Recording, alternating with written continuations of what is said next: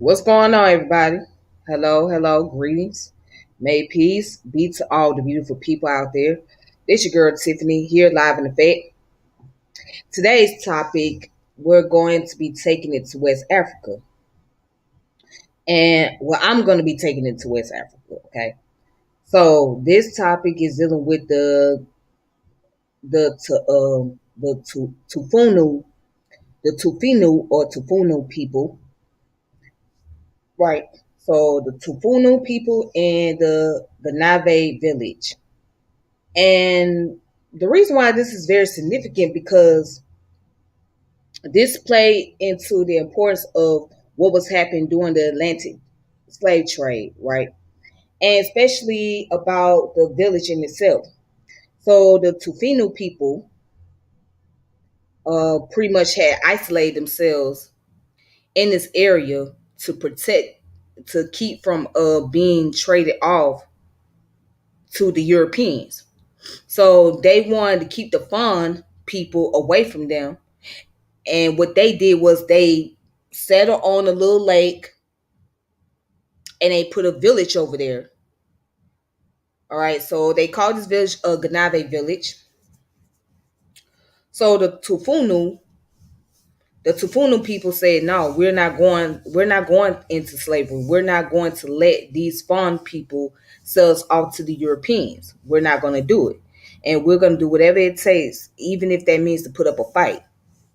And that's exactly what they did. They put up a fight and they built their own little town, their own little village, and it's been there ever since. So it's been there for 400 plus years.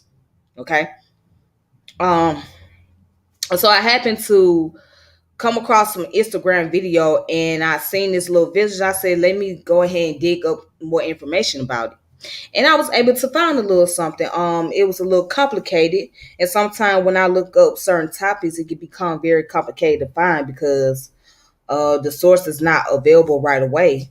But I was able to find something, and I want to be able to share it with you guys out there. So when you get in, make sure you please like and subscribe to my channel, hit the notification bell, and all that great stuff. All right. So let's go ahead. Let's get into the subject, shall we?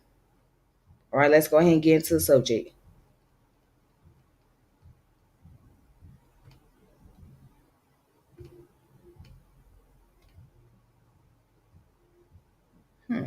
All right, so let's talk about the Tofunu people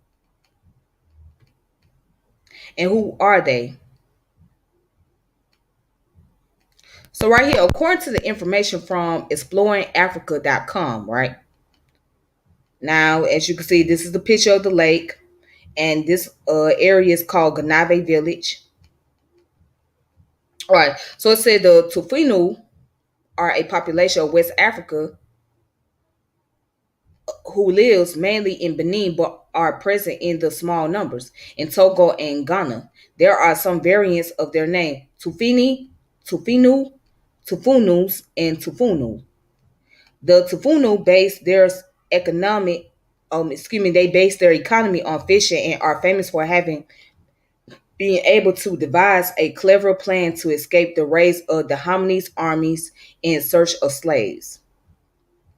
The Tofinu originally lived in Benin within the country on the banks of a river and always been skilled fishermen and traditionally have had a good relationship with water and its spirit. All right.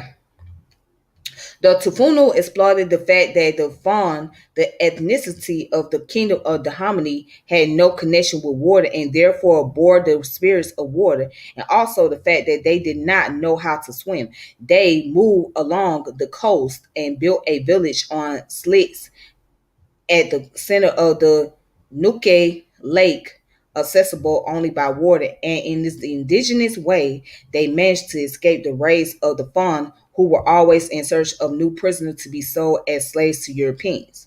So basically, what we see here is that the Tufunu, the Tufunu people managed to escape to keep from being enslaved. Okay, so they be considered as what you call the liberated Africans. So they were the Africans that were supposed to go into slavery, but they managed to get away from it. Okay. So the first, it was the Dahomey tribe, right? And the Fon tribe is part of the Dahomey people, and they were trying to capture them to send them off to the Europeans. All right, so we don't have to argue that, oh, African people played their part in slavery. We know that, all right? So history right here tells it in itself. Okay? So let's go ahead and let's see what else can be found. If you go further down,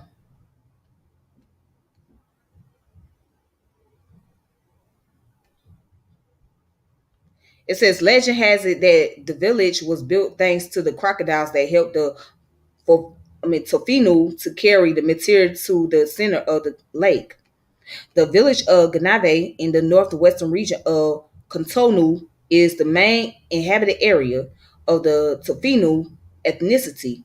It is a sloping village made of hard teak wood. This wood is very resistant and has characteristics of not rotating despite being immersed in water.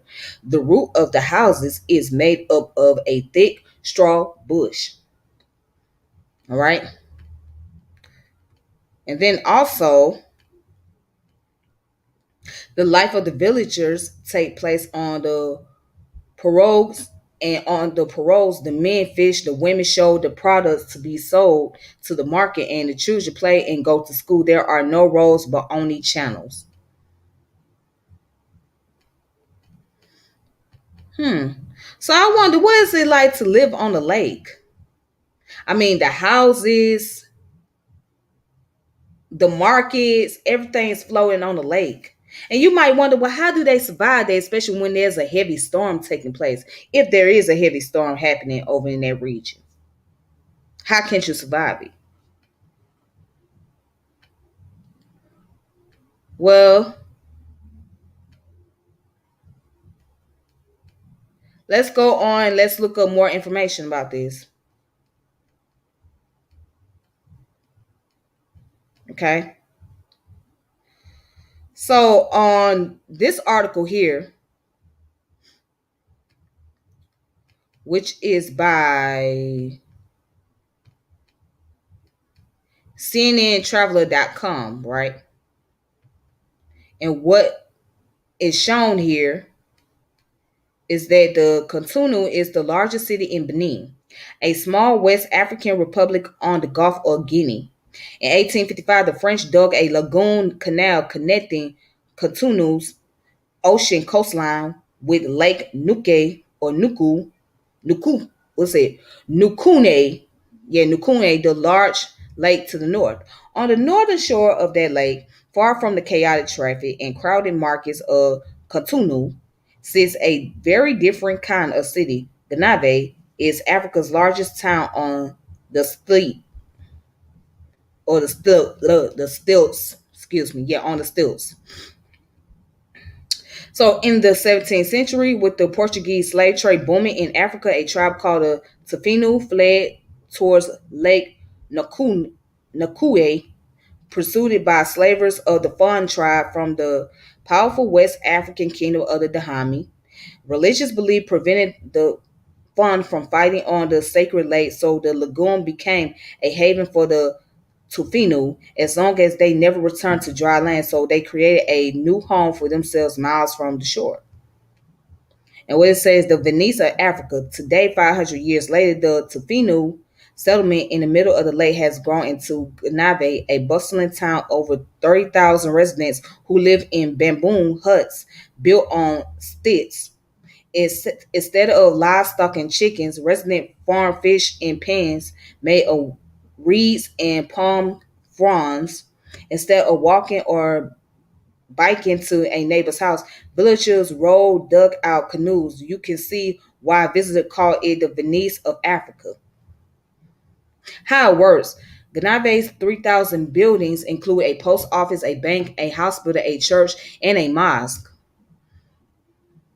So wait a minute, you got a church, a hospital, a mosque, a bank, all on the lake? But check this out.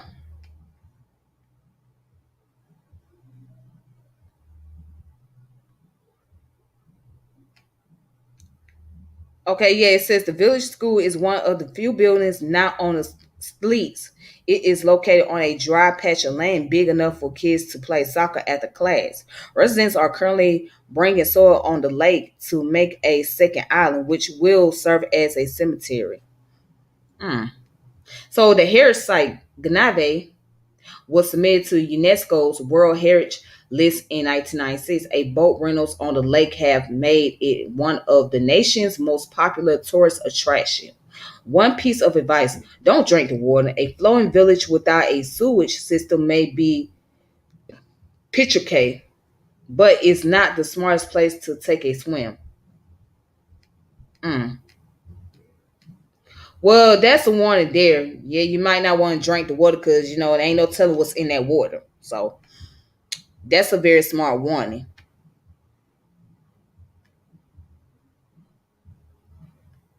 All right. So now let's look at water as a protector. Okay.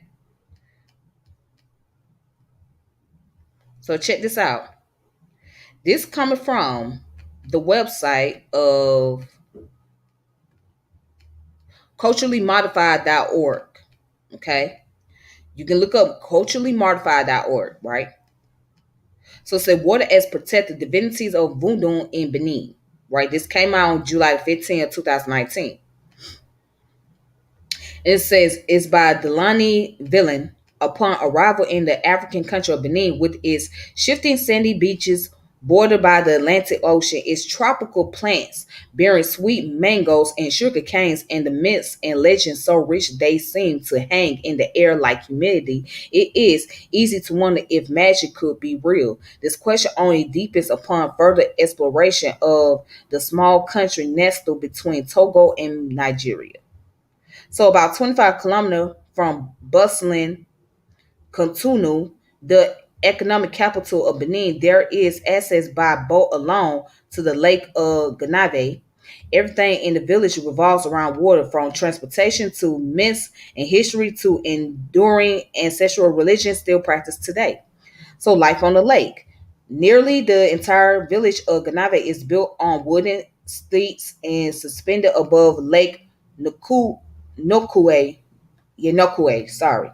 There is a bar, restaurant, artisan shop, a church, a mosque, and enough family homes to build is nearly 20,000 inhabitants, right?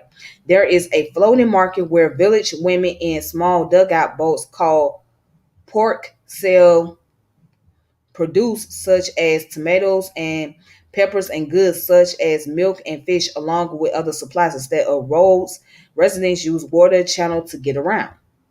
So each family owns between 3 or 4 pirogues. Often men and family use one pirogue to fish, while the women use their pirogue to buy and sell wares at the local market or at the market on the lake shore. The children who learn how to paddle at the ages of 2 or 3 years old use their pirogue to go to school. Rows of pirogues filled with children singing and laughing occupy the busiest channels each morning and afternoon. The elementary school is located on an island just big enough for children to run and play soccer. Right? It's one of the only structures in the village built on solid land, with the exception of a cemetery currently under construction. Otherwise, dotted throughout Ganave, there are only tiny mounts of dirt and grass that host livestock such as goats and chicken. Then it goes on to say, it's a local irony that access to drinking water is limited. There are a few portable water pumps throughout the village, as the lake water is not safe to drink. Household and livestock waste is disposed in household and livestock waste is disposed of into the lake, but it's waste from the nearby city of Cotonou dumping to the lake southern shore that is causing increasing problems for the fishing industry and for wildlife, according to humanitarian organization Aide de l'Afrique francophone Benin.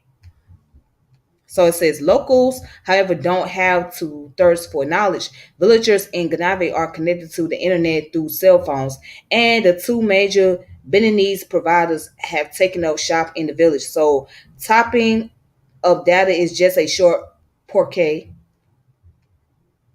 or por I'm saying was it pirogue, excuse me, yeah, pirogue ride away.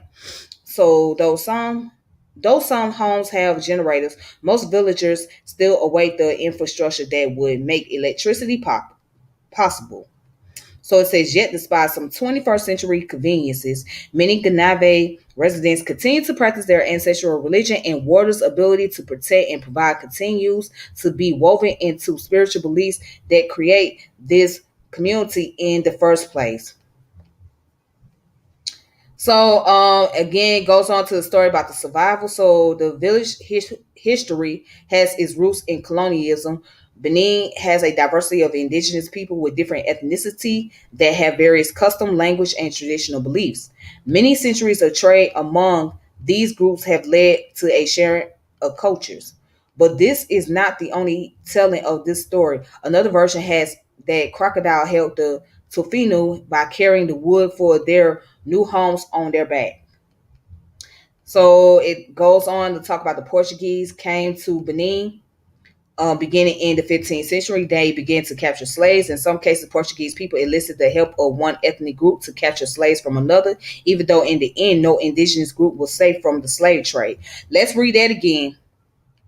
Let's read that again. It says, in some cases, Portuguese people enlisted the help of one ethnic group to capture slaves from another, even though in the end no indigenous group was safe from the slave trade. No indigenous groups was safe from the slave trade. So whether they were slave traders or whether they were captures, right, who captured slaves and brought them over to the European, they had a greater chance of being enslaved themselves. See, that was the trick. And this is how our ancestors end up getting got.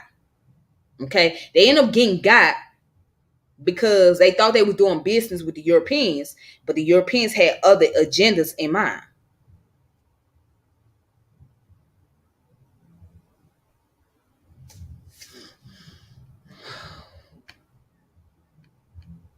But let's continue on. From the fun people who were from the kingdom of the Hamni before French is annexed in it 1984 were captured slaves on behalf of the Portuguese. The Fon attempted to capture another indigenous group, the Tofinu. However, this group took advantage of a law followed by the Fon, which forbade the Fon from attacking any settlements on water. Okay. So it goes on to talk about how they built the homes on the lake Nukuke. Right. These homes became what is now the village of Ganave. So I already went over that. Okay. All right, so it says, but this is not the only telling of the story. Another version has it that crocodile helped the Tanufu by carrying the wood for their new homes on their back. All right, so because of this, crocodiles are revealed and celebrated by the Tofinu people of Ganave to this day. It is easy to believe in this kind of magic throughout all of Benin because magic is woven into the region's history and into the fabric of the abiding religion of Voodoo. All right, so you have people over there that practice Voodoo. So check this out. So it talks about the enduring cosmology. Voodoo is a religious worldwide worldview at the root of Cuban Voodoo, Haitian Voodoo, and Voodoo in the American South. When Europeans began sending African slaves to Americas, they were also sending the skills, beliefs, languages, and know-how that these people possessed. Through interaction with local indigenous people in the Americas as well as with the European slave traders, ancestral voodoo beliefs shifted to include influences depending on where practitioners were taken. Even the voodoo in Benin is influenced by Christianity, Catholicism, and Islam. But at its source, belief include a divine creator and voodoo spirits that take the form of divinities related to the elements of earth, water, air, and fire. It is also incorporates. It also incorporates other forces of nature, the ethnic spirits of different tribes and clans and rivers, plants, and stones. So they look at the water as being sacred. And not only the water as being sacred, but they also feel like this is where they can practice the ancestral religion, or what we call today African traditional religion, in peace. And that's voodoo. All right. So although they practice Christianity and Islam, they also practice the African tradition religion.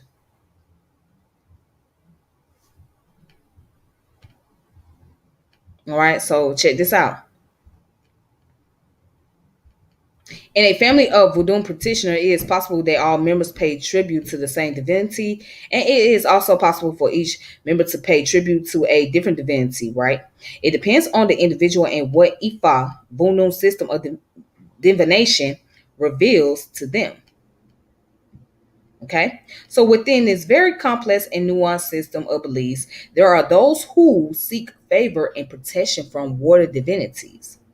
Aduke Nadige Akpona, a professor at the University of Parakou in Benin, says that in the regions of central Benin, serpents symbolize water, and the serpents are related to the deity Don, who represents the primordial ocean. In order to attract good favor from Don, one can offer a certain number of things prescribed by Ifa.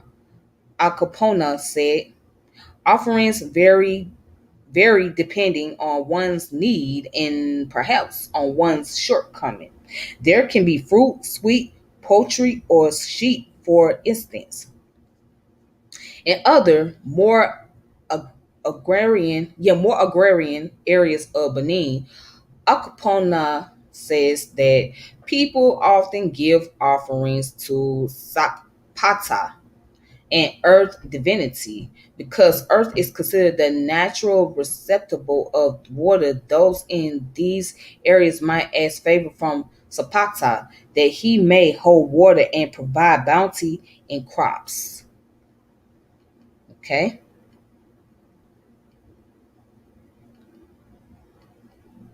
All right. So then goes on to say that in voodoo, water is used along with herbs and potions and in ritual baths, uh, con- concocted by priests and priestesses to purify and cleanse, to heal and to protect. There is a deep connection and trust in the divinities that are directly connected to the natural world. All right, so as you can see here, this is the information about the voodoo practice in the area of Benin and the Ganave village. So right here, you can go on culturallymodified.org and check out more information for that. Okay. All right. So it's very interesting.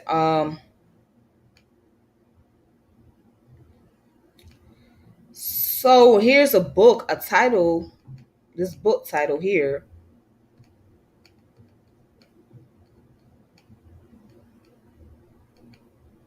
The name of this book by Sivian Juoff. So if you guys don't know who Sivian Juoff is, she's actually she's I'm trying to think what country she's from. So she's originally from France, right? Okay. But her father was Senegalese and I think her mother was French. Okay. But she an African historian, and she has written a lot about the transatlantic slave trade, the Islamic community, of course, the fact that she come from an Islamic background, and also she deals with the story about custom practices during slavery here in America, right?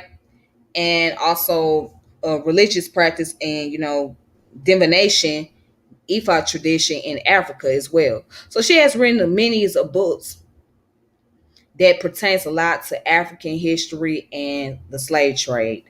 So if you guys don't know who she is, just type in her name, Sivian Juoff. Sivian Juoff. Okay. But I'm going to share one of the information. I don't have a physical copy or I don't have a PDF, but this coming from the previews of Google Books. So all you have to do is type it in right here. It says Fighting the Slave Trade, West African Strategy. Okay. Now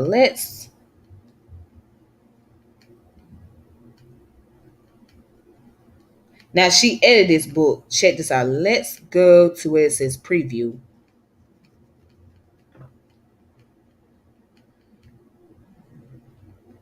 All right. So chapter 1 talks about the Lacrostrine villages in South Benin as refuge from the slave trade. So let's just go down here to chapter 1 real fast.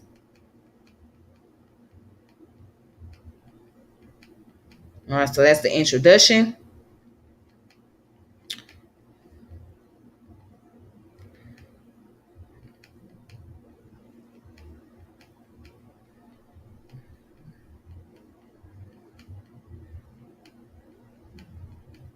All right, so it says defensive strategy, right?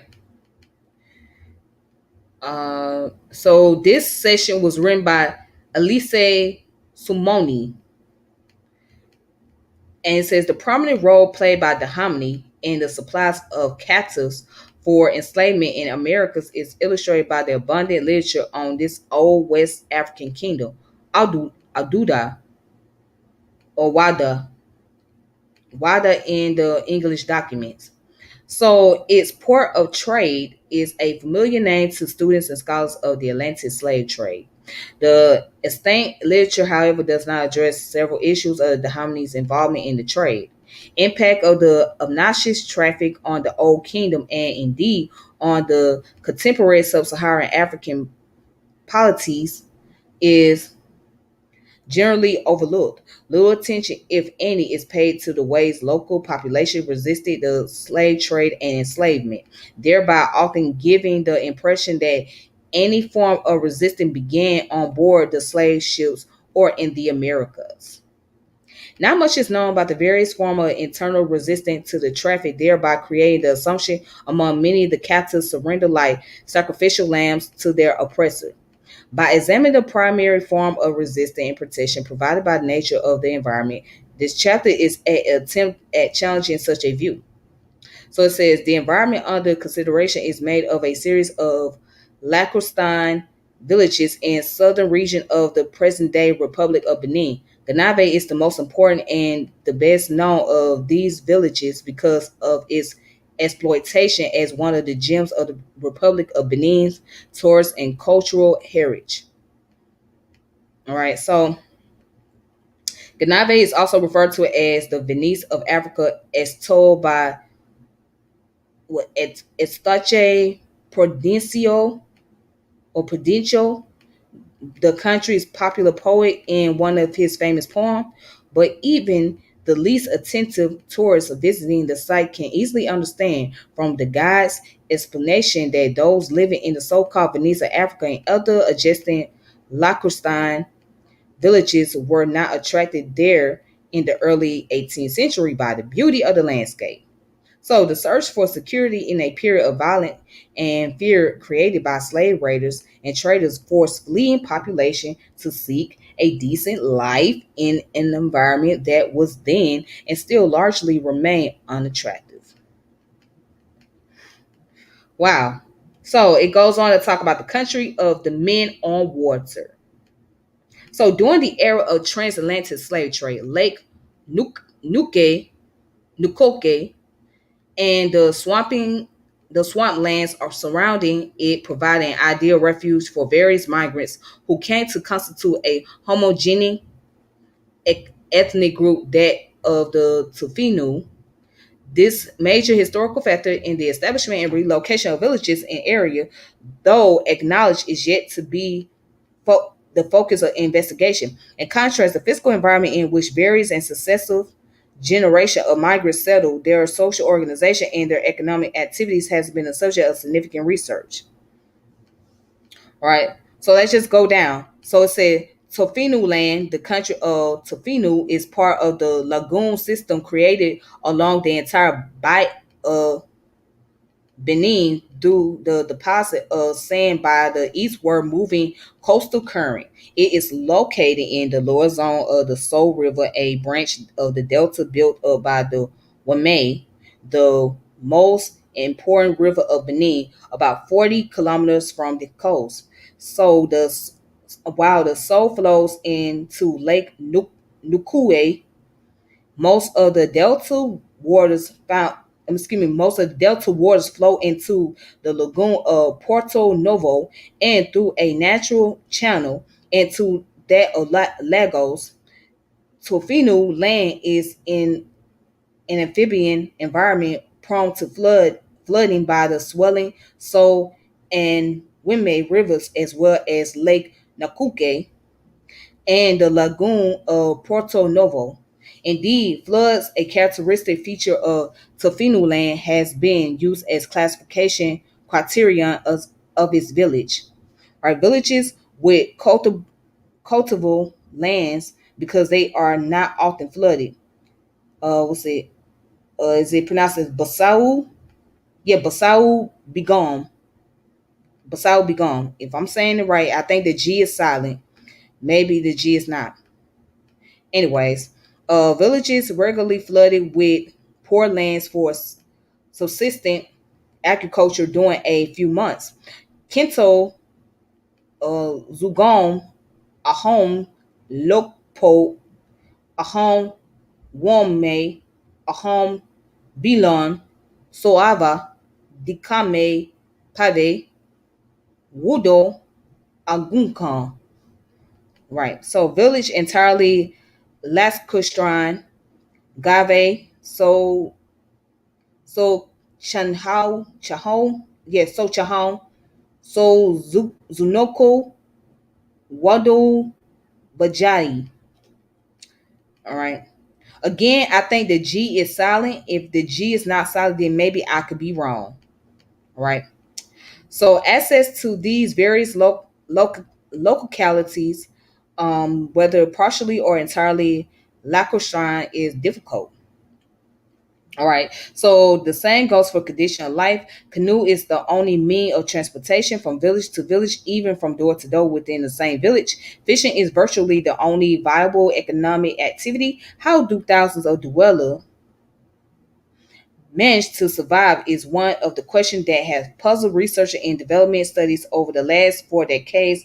In this quest, areas of attention including fishing activity and technique, habitat, social organization, ethnic and cultural identity, sanitation, and education.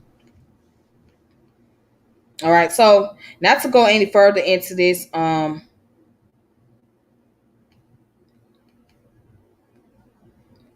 to go any further, but if you guys want to check out this book, just look up Sivian Juoff, Fighting the Slave Trade, West African Strategies. Okay. And she does a good job to really talk about a lot about West African history, West and Central Africa, and also dealing with the slave trade in itself. So if you really want to get a good historical information about West African history and the transatlantic slave trade, look up Sivian Juoff. Sivian Juoff. What's up, Lion Times, baby? Peace. How you doing? How you doing? How you doing? I hope all goes well with you. Yep. So that's that information. I hope you guys enjoyed that. For those of you just coming in, you might just be coming in. And if you want to see what the topic of this video is, just go to the very beginning. Okay. And you guys just pull up the information about the Ganvie village and the Tofinu, or excuse me, the Tofanu people, right? Look up the Tofanu people and the Ganvie village. right? So that's all of that I have regarding to that information. Now, I want to say something really fast regarding to the situation out there. Speaking the whole thing about electricity. So I know some people from Lagos, Nigeria. Okay, so it's kind of into the topic, but a little off topic. So I know some people from Lagos, Nigeria, who always tell me that there's an issue going on with electricity as of right now. Some I guess maybe the way it works out there, maybe like every 3 to 6 months they have electricity, and then after a while they cut off the electricity, and then they cut it back on. It'll last for about 3 to 6 months or something like that. So it's just very strange. Yeah, because it's like the government regulate the electricity out there in a sense. So the residents out there may be able to get on a computer, and sometimes they may not be able to get on a computer. They will have to find creative ways to do so. If the electricity go out, they may be able to see again. They have to find creative ways if the electricity go out. So, and I just think it's mighty strange. And I'm not sure how much they pay for their electric bill out there, but I just know that there is a ongoing thing. So it's a lot of crisis that's really going on within the area of Nigeria and Benin, Togo area. It's a lot going on. Um, they have a lot of corrupted system as far as their politician out there is pretty corrupted. There's the issue between this group of Nigerian who are Muslim and the other groups that are Christian, and they have some type of conflict and war with each other. So it's so much things that's taking place within that country, within that area in itself. Yeah. But it's very ironic that many of us don't hear enough about Benin and Togo, especially when those area was a part of the transatlantic slave trade. It's just not enough information or expose on these particular region. And it's almost like, well, they're not really, it's almost as if they're not part of the history, which they really are. And then, a lot of us have the Togo Benin ancestry in us as well. We do. But I guess you kind of consider that being part of Nigeria in a sense because it's so close to the region. But yeah, a lot of us have the Togo Benin ancestry, DNA. We carry a lot of those. We don't, it's not a very, well, I mean, I could say it's relatively high, but probably not as high as the Nigerian ancestry or the Senegambia ancestry. But I believe it's pretty high, but not. I mean, I believe it's relatively high, but not as high as the other two. Um, so yeah, I will do a topic dealing with Benin and Togo. Now, this is part of it. Okay, this is part of course, the Ganvie village, but there'll be more to come because I think that it's really important to like really get into that subject and the information regard to the transatlantic slave trade. We have to go back into the origin. We have to go back into the history, right? Of how the Neo-Africans, and yes, I use the term Neo-Africans because that's what we are, right? How did we get to where we are today? That's a part of our lineage. That's a part of our ancestry. That's a part of our history. Like, you can't really talk about Black history if you don't talk about Africa. If you can't talk about West Africa or Central Africa, you really can't talk about Black history. Because that's the part. That's the major component. That's the main piece. That's the beginning. That's our storyline. That's our lineage. You understand what I'm saying? So how can't you leave that out the picture? How can't you leave it out the picture and not speak on it? Like that would just be it's just totally crazy. That's just like not even talking about your mama and daddy, but you talking about how you exist. Well, how did you get here? Who were your parents? What type of family background did you come from? You have to bring that into the picture. You have to bring that into the conversation when you're dealing with our history. And many people don't like to hear about the transatlantic slave trade or slavery period, but yeah, what's up, peace, Namye? What's up, Namye? Peace, peace, peace. I know this Robert ran, y'all. So what's up? How you doing? It's been a long time. Thank you for coming through. But you have to really get into that origin. Like you can't just one day and oh Namye, one day I have to bring you on here. I hope you up to it. So I'm looking to have you on here because I need to have a bill with you. So just reach out to me if you can. Okay. But yes, going back to what I was saying before, you have to really bring all of that into the conversation and into the talks of history. Like just you cannot just totally dismiss that. How you going It's just funny to me like how do you not see that?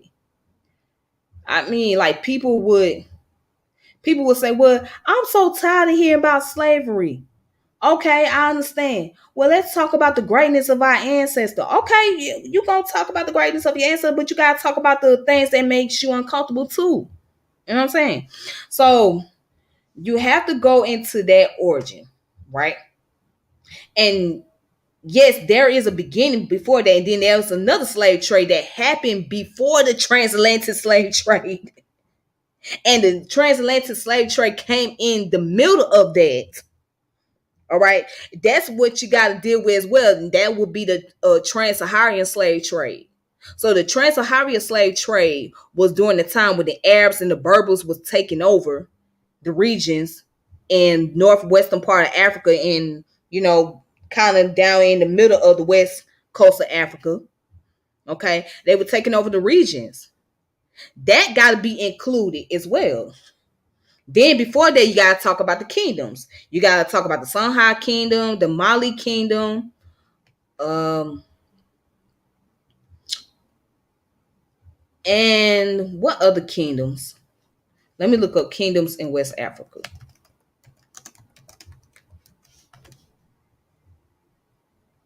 Okay, you gotta talk about ancient Ghana. You gotta talk about Mali, and you gotta talk about Songhai. Okay, those kingdoms was around. Okay,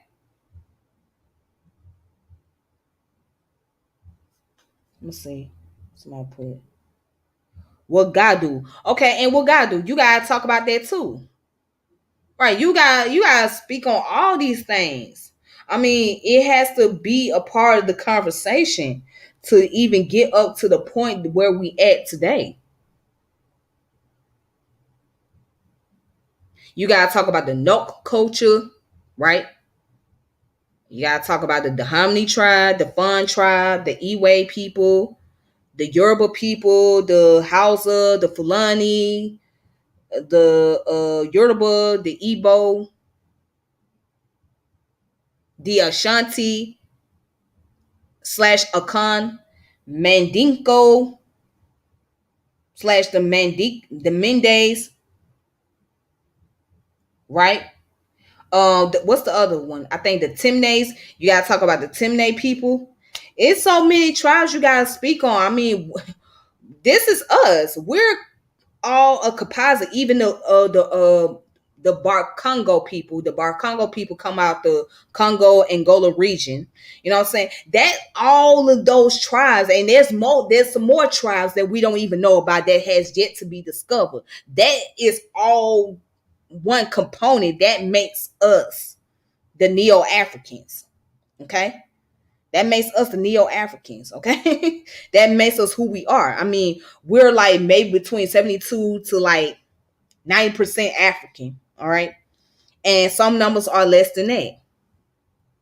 far more less. But on average, you have African Americans that make up like 72 to like 80 something percent of African ancestry, along with other mixture, with admixtures like European admixture and Native American admixture or whatnot. But it's like you really have to go deep into it, and it just amazes me. It just amazes me that people can try to erase that part that makes you who you are as far as the majority, and just go to dealing with the Native American ancestry or dealing with the European ancestry, but you erase that African part of you. Like that does like it doesn't mean anything. Like it has no significant role. It doesn't make you who you are. Like the so-called black people, I sound like a broken record. I know I do. Okay. I sound like a broken record, but I sound like this for a reason. The so-called black people were the African people. I just feel like it's so amazing. It really is. Yeah, Oyo Benin, yes. Peace, how you doing, brother, eternal Lord Allah? How you doing? Yes, Neo-African and Creole African. It's and speaking of Creole African, I'm gonna have to do a video about the Atlantic Creoles. Because basically that's who they were, the Atlantic Creole. They were just African descended people, right? That happened to travel with the Europeans, right? And they happened to miss in. Um, and we got that in us as well. We got that. I mean, we got the Atlantic Creole. I mean, we are Creolized people. Some people, one of the brothers that I know, he always said we are Sudanic Creoles. I just like to say Neo-Africans because that's a lot easier. That's what we are. We just a new wave of Africans that came from those Africans, right, that were brought from the continent to America. I mean, and you also got the new way of Africans over there, the Neo Africans in the continent as well. And the reason why I say they Neo because they come from the Africans who came from the Africans of these multiple tribes, right? Who came from these different kingdoms before they got colonized and taken over. And they became the Africans what they are, but they just happen to be the Africans, the Neo-Africans in the continent, but we are the Neo-Africans in the diaspora. So to make it easier, they're the Africans in the continent. We're just Neo-African here, not just here in the Americas, but also the Neo-Africans in the Caribbeans and Latin America. Um, yeah, in Canada, in Europe. I mean, it's so many things to find out. It's out there. Oh, don't get me started on those people. Don't get me started on those people. Do not get me started. I can go for days. And as I mentioned in one of my videos, instead of just dealing with the history about African Americans, just go into the science. Go into the science about African Americans. Go into the science. Once you go into the science about African Americans, then you can be able to bring the correlation between the history and the science. And how does that work? Well, you deal with the genetics and the epigenetics.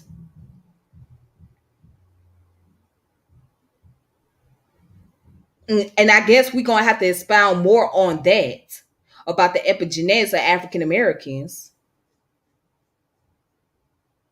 and the inheritance that we carry, such as malaria and sickle cells, right? And how we end up being lactose intolerant. Um, yeah, so the science would help explain it all because it seems like when you deal with just history, people don't grasp onto it very well. For some reason, people just think it's fabricated. It's make believe. But then you can find historical landmarks that can prove the stories to be valid. However, however, people choose to live in their own ignorance. They choose to be in their own ignorance. But yeah, you have to really go into the science, go into the anthropological research or the anthropological studies of African Americans. That's all it takes. Let me see. Hey there, how you doing? How you doing, Sister Lori? I seen you out there in Ghana. I seen you was out there in Ghana having a good time. Enjoy yourself. You gonna have to share your experience of what you discovered one day. And if you don't mind doing that, yeah, I meant to reach out to you about that because I see that you really went out there and you had a great time. You enjoyed yourself. You would have to tell a little story about that. Share a little story. Mm-hmm. But let me see if anybody else got something to say on here.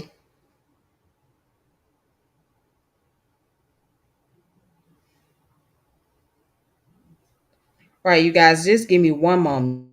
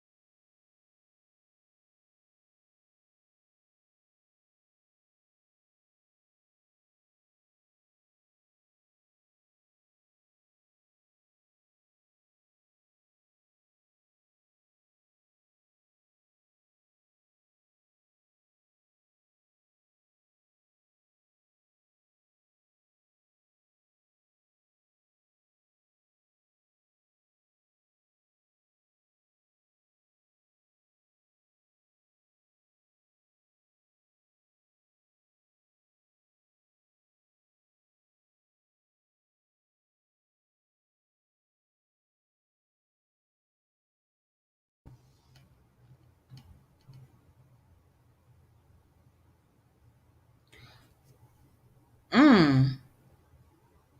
Yes, you guys share that information. I mean, hopefully, inshallah, I will get that opportunity to travel to various places. Okay. And one of those places I really want to be sure to travel is to Africa, especially West Africa. Make a pilgrimage. Just like people can make a pilgrimage to Mecca, make a pilgrimage to West Africa. I mean, that's to me, that's important. And a person don't have to go there to live and buy land over there. But if you want to go there as a vacation spot, that'll be a great place to go and just get some learning experience. All right.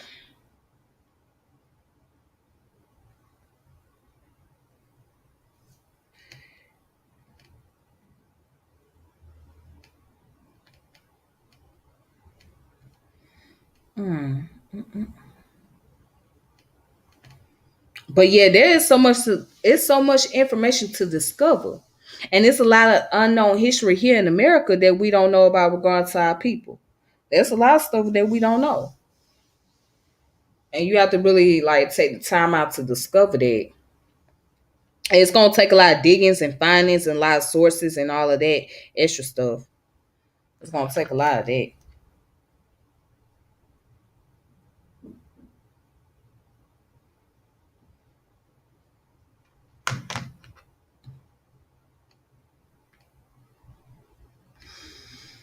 Yes, everyone from the diaspora should visit Ghana at least once in their lifetime. It should be required for kids too. Yeah, that should be a field trip. It should be a field trip for the children to go out there, and just take a tour, take a visit. I think that's a great starting point. Go to Ghana, go to Sierra Leone, go to Mali, go to Senegal, especially Gambia, Nigeria, Togo, Benin, the Congo, the Angola area, Cameroon.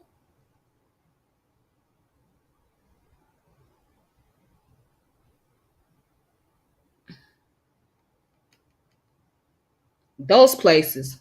Yep. Um, was it Burkina? Yeah, Burkini. How you say the name of the country?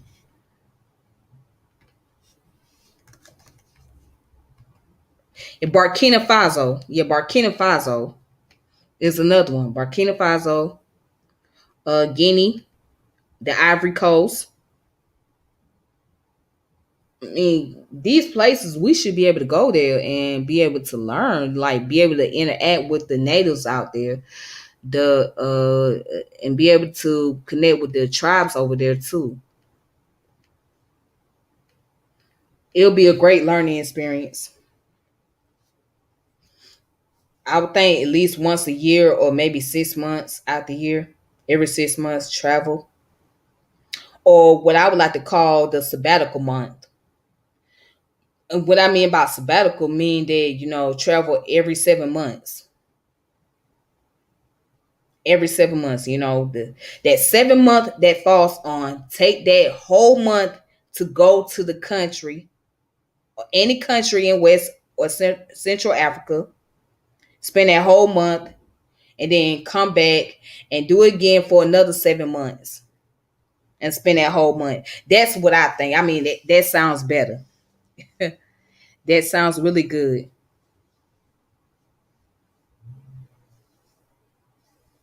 Yeah.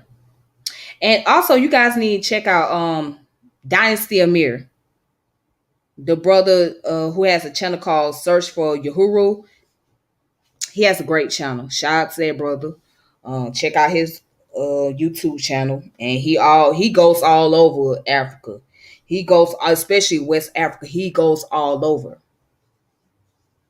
He goes all over West Africa, man. That's a luxury. Hmm.